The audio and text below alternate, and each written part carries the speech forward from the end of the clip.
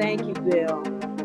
Dr. Lisa Burrell has worked in the fields of education, publishing, and personal empowerment and training in various capacities for over 40 years. I know she doesn't look like it, but for over 40 years, both in the United States and internationally.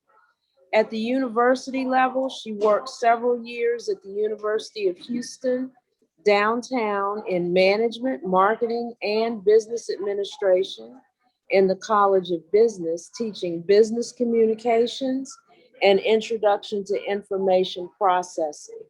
Dr. Burrell's full-time focus is now on her corporate imprint, Lab and Associates Incorporated, which includes several brands. Her primary focus at this time are two of her favorite brands. Her staff development brand, which works with businesses, government, and education entities, creating customized training and development with her company, Sights on Success Professional Development Solutions.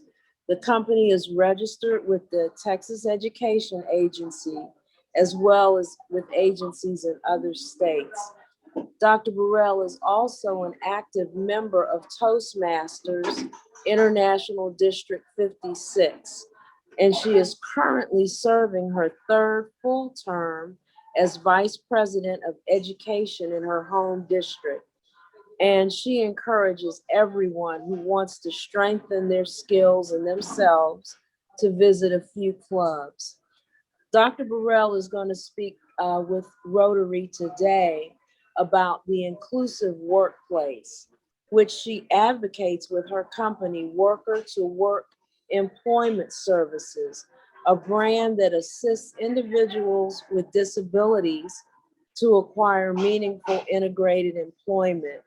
This company is especially close to her heart and models her idea of giving back and making the world a more equitable and inclusive place.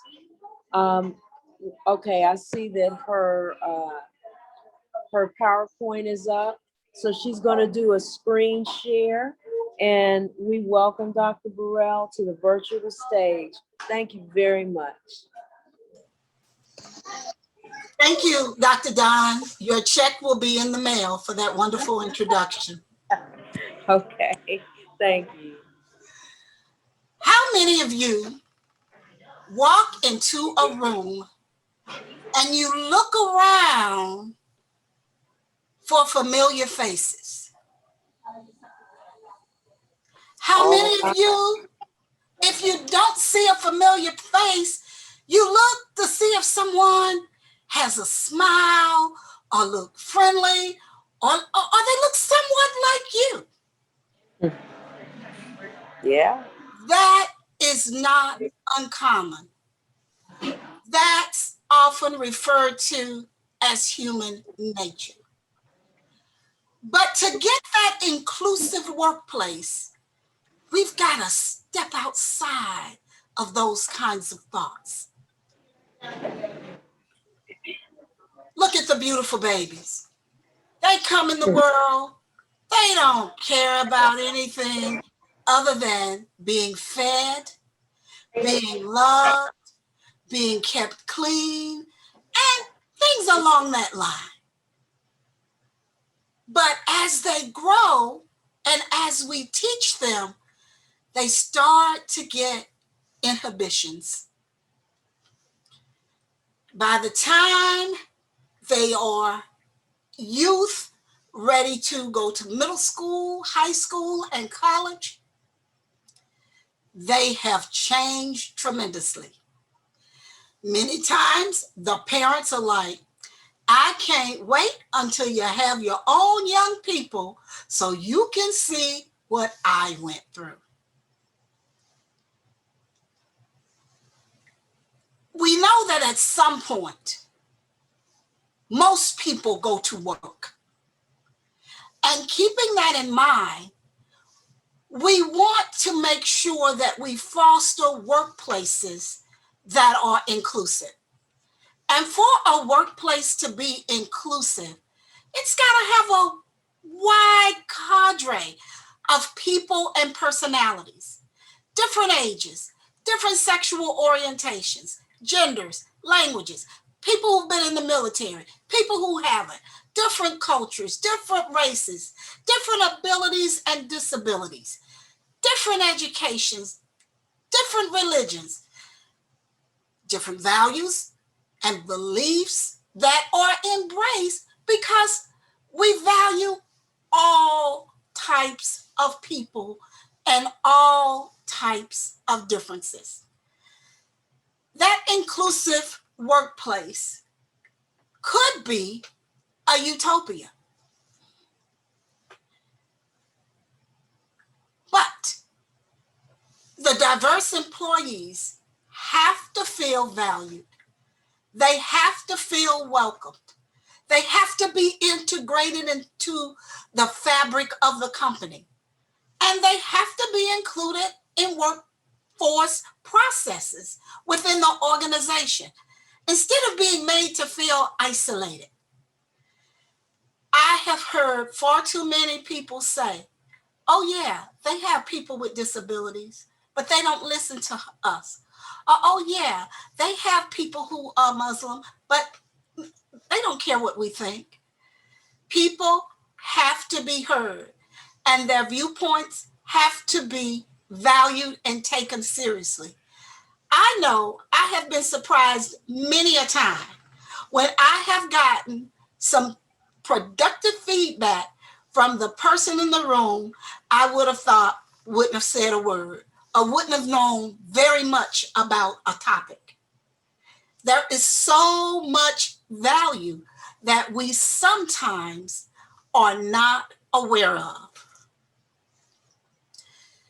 Some people think that an inclusive workplace is simply having people of different racial groups.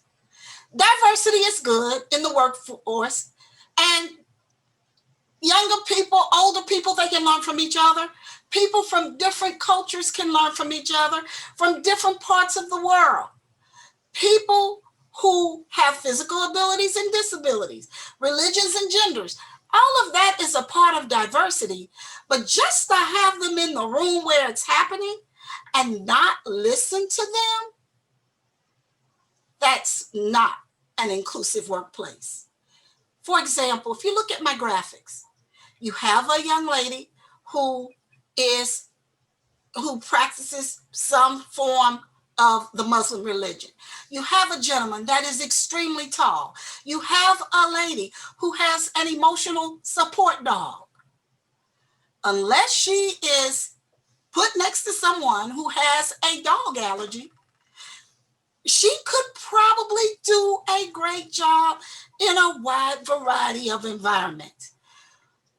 I want to encourage us all to broaden our horizon. Equity. A lot is mentioned about equity in this world, and equity and equality are very different. Equality refers to, I'm going to give everybody a laptop. It's going to be the same brand. I'm going to give everybody 500 sheets of paper. I'm going to give everybody 6 pencils, 7 pens.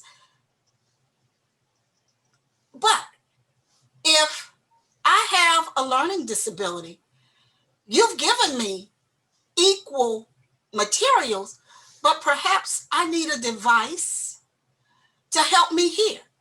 If I'm blind, perhaps I need something to help me use Braille. Providing the extra things to make the setting equitable is what is involved in an inclusive workplace.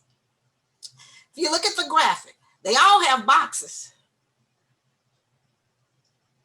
The first person didn't need it. The second person needed 2. The third person needed a ramp to be able to see the soccer game.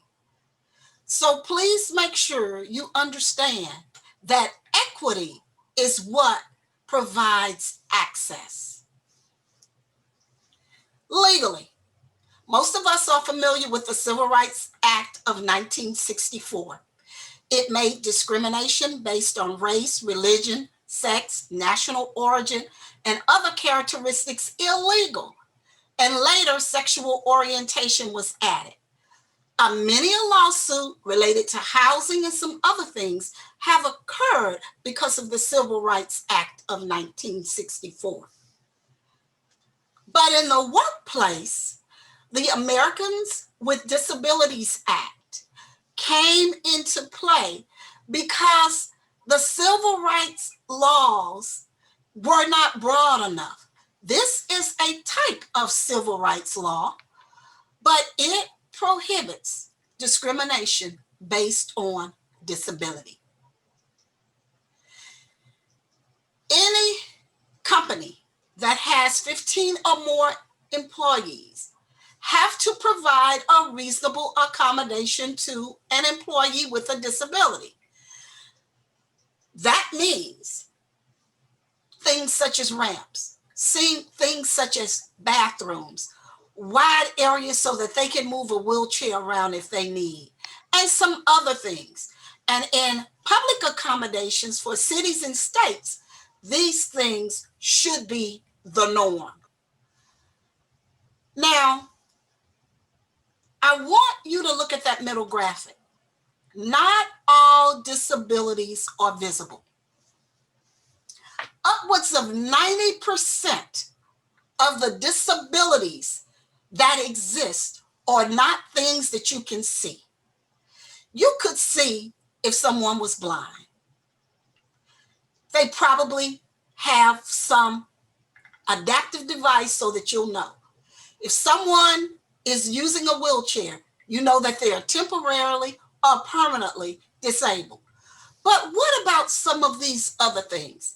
If a person is schizophrenic, if a person suffers from a stress disorder, PTSD, if a person has dementia, you might not notice any of those kinds of things just in interviewing or talking with them.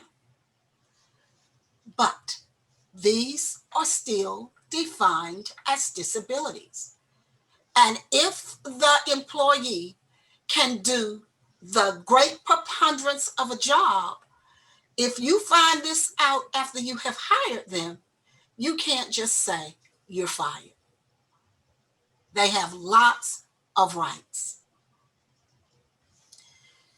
That inclusive workplace, that's where I focus the majority of my work. I try to find older people jobs who want to work still. They don't want to sit at home. I try to find jobs for people who have hearing loss or have vision issues. Or sometimes a lot of my clients have physical things like arthritis or MS, and they need just some modifications to be able to work successfully in a workplace. As employers, I encourage them to consider these individuals and not exclude them. Camaraderie, a cohesive and inclusive workplace should be the goal. Camaraderie refers to that spirit of trust and goodwill among people who are closely associated in an activity or in an endeavor. If your workplace is inclusive and it is working well, then you have people that trust working with each other. You have people that are comfortable sharing their ideas. You have people who feel like my opinion matters.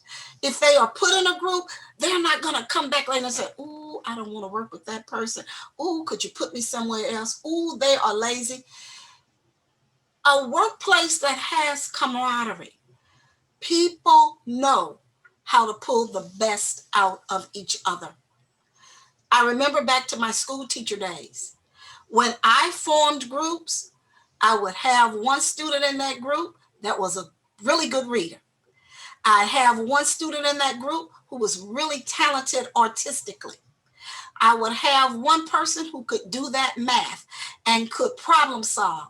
And that other person could just be the average student. But I found that mixing up those different types of people, I would come out with some very strong student work. And a lot of times, people that I did not expect to be the leader would be the leader. You oftentimes get some unexpected things when you mix it up. I have sent a People First worksheet because things have changed. Back in the old days, someone may have used the term, oh, he is mentally retarded. We don't use that term anymore. We say he has a developmental or intellectual disability. We used to say, oh, they're crippled. No, that's not politically correct. He has a physical disability. We used to say, they are deaf, they are mute. We don't use those terms anymore. And if you look at the graphic, I am not wheelchair bound. I am a person who uses a wheelchair. So in the inclusive workplace, we use language that is not offensive. We use people first language. I've got a question. Which of those 4 salads is the best? Take a moment and look at them. Well, your answer would kind of depend on what you like on a salad. Now, if you didn't want meat on your salad, you probably would not want that 4th one at all. If you took yourself off of dairy and things like that, depending on that dressing, you might not want that 4th one at all. If you felt like fruit does not belong in a salad, 2 and 3 would not be of interest to you. What I'm saying here is they all provide some nutrition to your body. They all can help you sustain yourself in a substantive manner. But what you choose to put on that salad depends on you. And I want to make another point about the salad. I look at it as my perfect diversity piece. When you put whatever you put on a salad, I'm just going to pick salad number 2. I don't care how much dressing I put on that salad. A strawberry is going to taste like a strawberry. That egg is going to taste like an egg. That lettuce, I'm going to still be able to taste all the different things that are a part of my salad. And in a workplace that is inclusive, all of the people you have in your workplace help to make your salad. They all have their own flavor. They are all individuals. They all deserve to be heard and listened to. What can we do in the workplace? There is something referred to as the continuum of cultural competency. And I want to take just a minute to talk about the various components. There are some workplaces that are culturally destructive. People are forced and pigeonholed into groups or into an environment where they don't really have rights or privileges. They have to do what the dominant people say.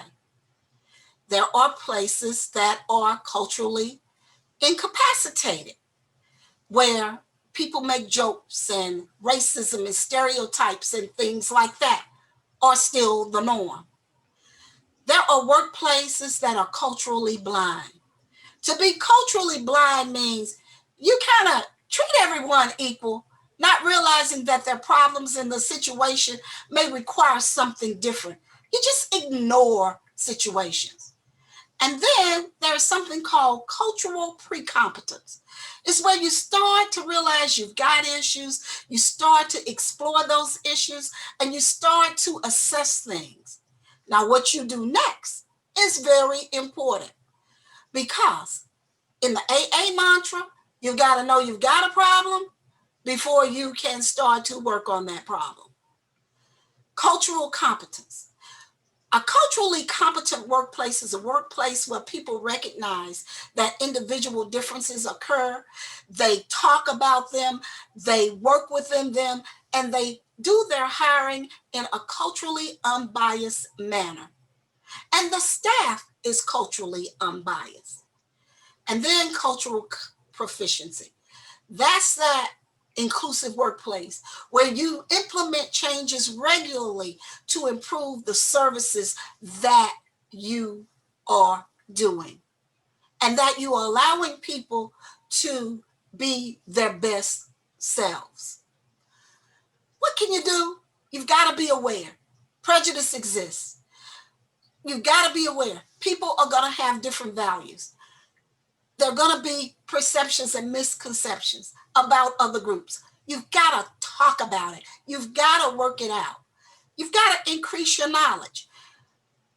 I was told we should never stop learning until we die. And I truly believe that. If you find that you've got issues, create an action plan and work to make people comfortable talking about things. Embrace diversity and listen. Most people want to be heard. And they did a study about a year and a half ago where they asked people what was more important, a raise or someone listening to them. And over 70% of the people said, I would prefer to be listened to. I was a little surprised because it was a trying time. And I thought people will definitely say money, but they didn't. Everybody wants to be heard. As you work with companies and as you are out there in the world, make sure when you say you are hiring that you're open to hiring all types of people with all types of backgrounds. That green chair should not be left empty. I want to thank you for your time in many languages. And I don't know if we have time for any questions, but I'd be happy to try to answer any if we do. We absolutely have time for questions, Dr. Burrell, and that was a magnificent talk and very thought-provoking. I will say this before we get into questions. Your mention about bringing different people together reminded me of the time that I was foreman of a jury. And we had people throughout from all of Harris County, from all walks of life. And I was amazed at how well everyone worked together. And it was not only a validation of the jury system, but it was also a validation of people's willingness to work together for a common goal when they were called upon to take something seriously and do so. So, I have a question. Yes, sir. Dr. Burrell, I loved your transition of how an organization moves to proficiency. Mm-hmm. Where do you see us in like the city of Houston with various organizations as they are now? What stage do you think they're in? I think we have come a long ways. I think we still have much work that can be done. And in some areas, we are so into our own thoughts that I find myself encouraging people to think about what's good for the majority of people. And when we generally can do that, we generally don't make a lot of really poor decisions. Unfortunately, we will never, in the near term, make everybody happy. Where do you think we are? I've been out of the workplace for so long. I mean, I work for myself, but I used to work at IBM for many years, and then Irene used to work for Xerox for many years, and so both those two organizations were fairly progressive moving forward. However, there was always room for improvement. Mm-hmm. Yeah. And on the continuum, I see myself, I don't put myself at the last stage, because even though I'm pretty progressive, I put myself as culturally competent, moving toward cultural proficiency, because I feel that we can all still do better. Anyone else? Vanu, you had a question? Yeah, I was going to ask Dr. Burrell, would you mind telling us a little bit about your organization or your company and what you do, what kind of services you provide? Well, what I do with Working to Work Employment Services is I assist individuals who are provided to me via a state contract in getting integrated workplace jobs. I make sure that they are working with other people and not just put to the side to do a task. I place them so that they get to interact with coworkers and get to become a fabric of the company. All right. Any other questions? Okay. Well, Vicki, thank you for arranging for Dr. Burrell to be here. And Doctor, thank you.